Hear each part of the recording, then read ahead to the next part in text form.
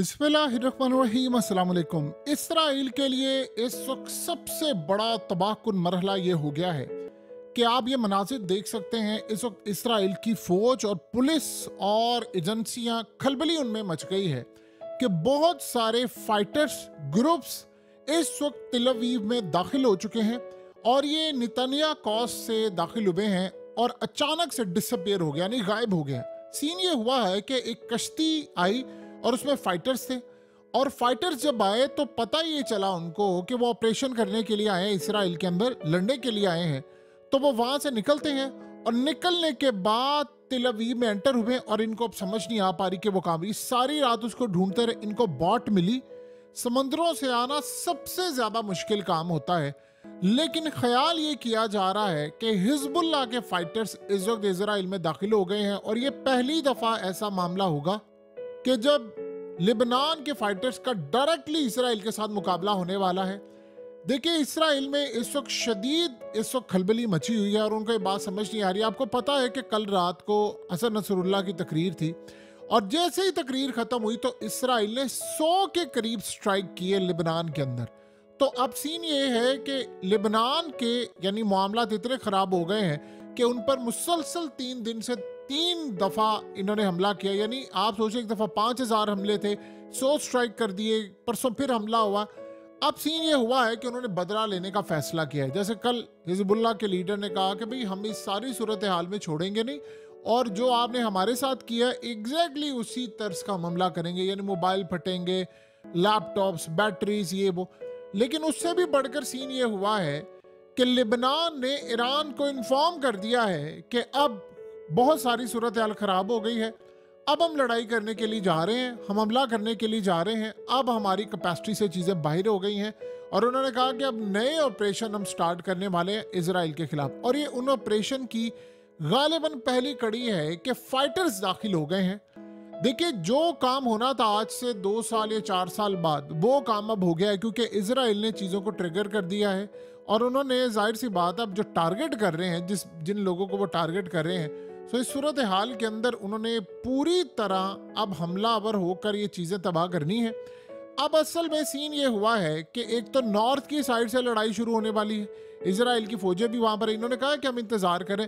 लेकिन ये जो काम कर रहे हैं, ये जो फाइटर्स दाखिल हुए हैं, इन्होंने काम ये करना है कि इन्होंने जाकर हुलिया अपना बदल लेना है, इन्होंने इसराइल के शहरी बनकर रहना है और इनको ट्रेस करना बड़ा मुश्किल होता है। आपको पता है कि डॉक्यूमेंट से लेकर चीज़ें सारे लोग बना लेते हैं। अब ये वहाँ पर रहेंगे। अब ये मसला ये होगा कि इसराइल को इस बात का भी नहीं पता कि क्या लेकर आए हैं, क्या मवाद लाए हैं, कैसे एंटर हुए हैं, क्या सूरत हाल है, उनको कुछ नहीं पता।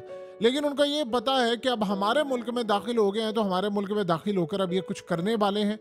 देखिए, इसमें एक बात एहतियात और भी रहे।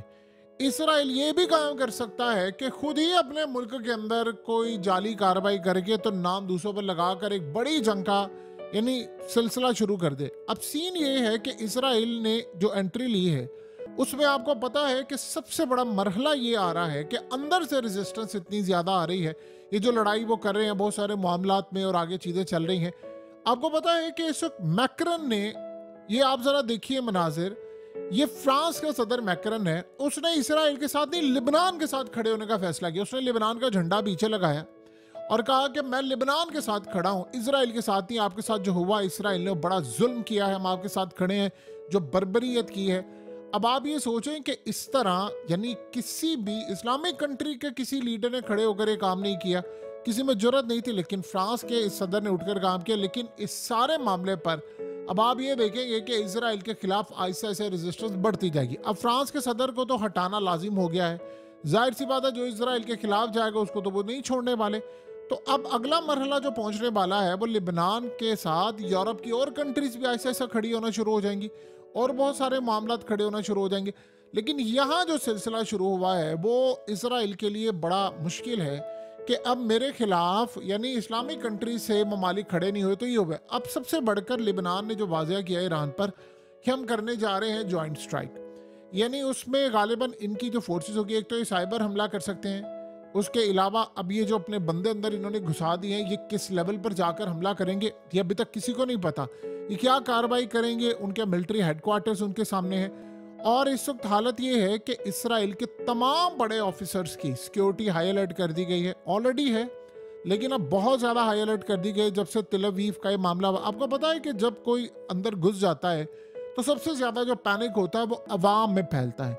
उनको ये पता चलता है कि पहले जो लड़ाई थी वो तो गजा में लड़ी जा रही थी, वो लिबनान में, अब हमारी गली कूचों में लड़ाई लड़ी जा रही। यानी रिसेंटली यमन ने जो हमला किया है, जो हाइपरसोनिक मिसाइल मारा है, वो आप सोचो ना तेल अवीव में जाकर लगा है, तो उसके बाद पैनिक फैला हुआ है, अवाम के अंदर खौफ है, गुस्सा है, तकलीफ है, नफरत है।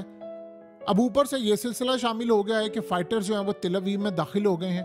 अब ये किसी को नहीं पता कि वो फाइटर्स कौन से हैं और ये ग्रुप्स कौन सा है जो एंटर हुआ है, और इतना कामयाबी के साथ हुआ है कि सिर्फ बॉट ही उसकी नजर आ रही, बाकी कोई सूरत हाल किसी को नहीं पता। देखिए, इस वक्त इसराइल में तेल अवीव और दीगर जगहों के ऊपर मॉनिटरिंग जो है, खास तौर पर कैमरों से उनकी जो निगरानी है वो शदीद से शदीद तर हो रही है, क्योंकि ये काम फ्राइडे के दिन को अब इस वक्त सामने आ रहा है।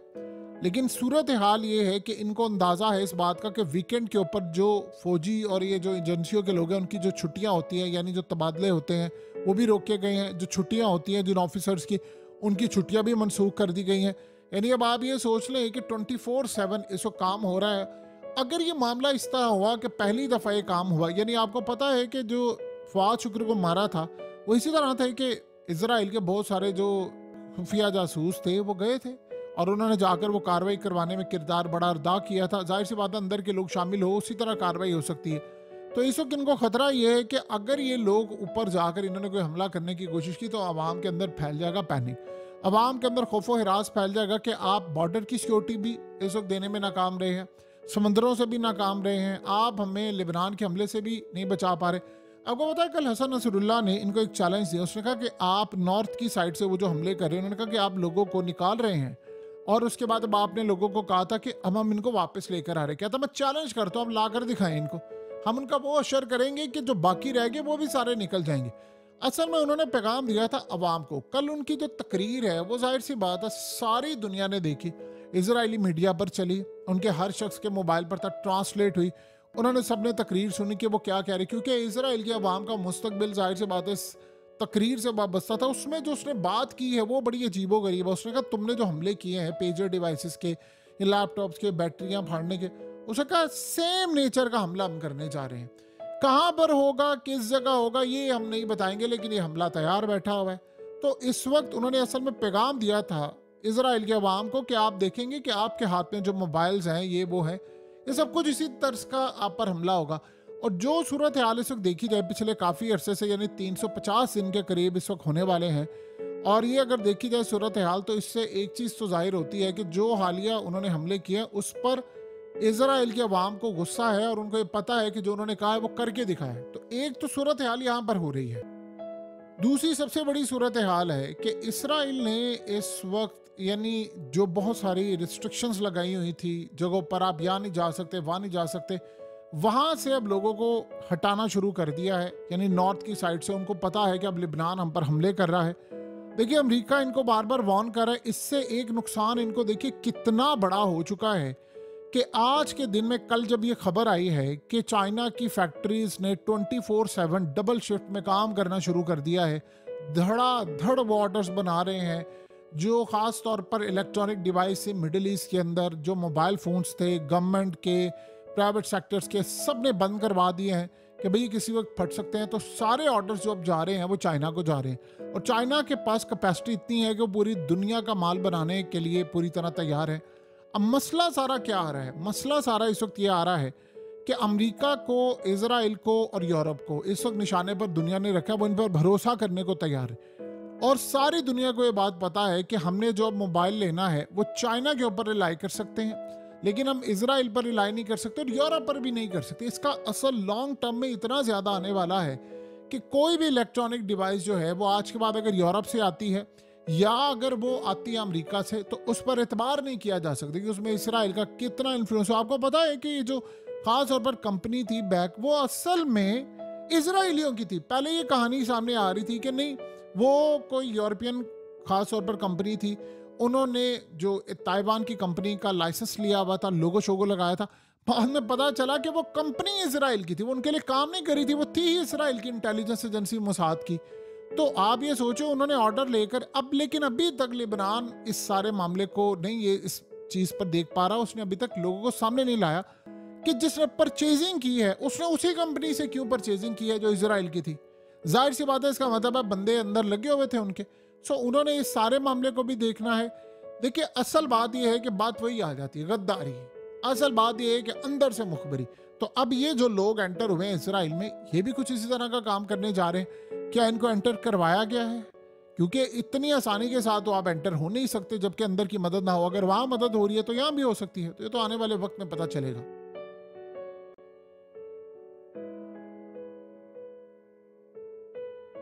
हकीकत टीवी को सब्सक्राइब करना मत भूलें, वीडियो को लाइक करें, शेयर करें और कमेंट सेक्शन में अपनी राय का इजहार जरूर करें।